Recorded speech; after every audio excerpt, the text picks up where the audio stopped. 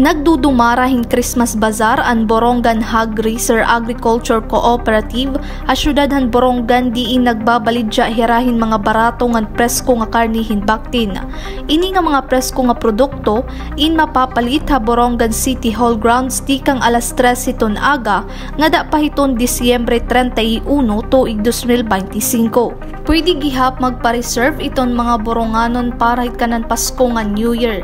Ginaaghat ni Nancy Silada, usa nga miyembrohan Borongan Hog Racer Agriculture Cooperative, ang mga Boronganon og hagrani nga bungtong nga suportahan ang mga dukwag beneficiaries pinaagihin pagpalitan ira mga paninda tungod nga iniin mga presko na barato pa.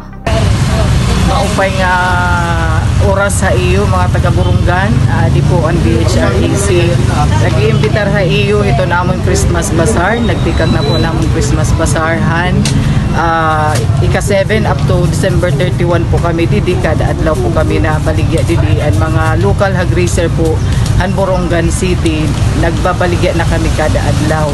So may da po kami ang mga presyo di ubos po kami ito na nga tanan kay anamon tuyo kunta nga mabuligan namon ang nga tanan nga mga konsumidor. So an amon na presyo amon unod tag 330, an amon pata 200, an amon dinggoon 130 pesos, an amon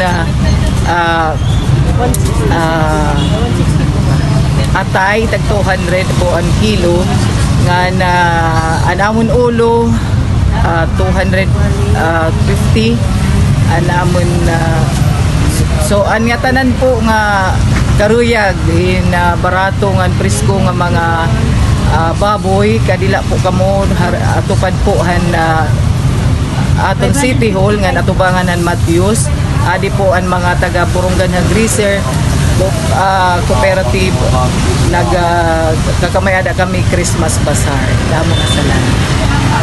Parahan karuyag pumalitan karni ang mga presyo inagtitikang ha 330 pesos parahan unod, 320 pesos ha buto-buto o ribs, 200 pesos ang pata, 200 pesos ang atay, 180 pesos ang dinuguan ngan 150 pesos naman ang ulo.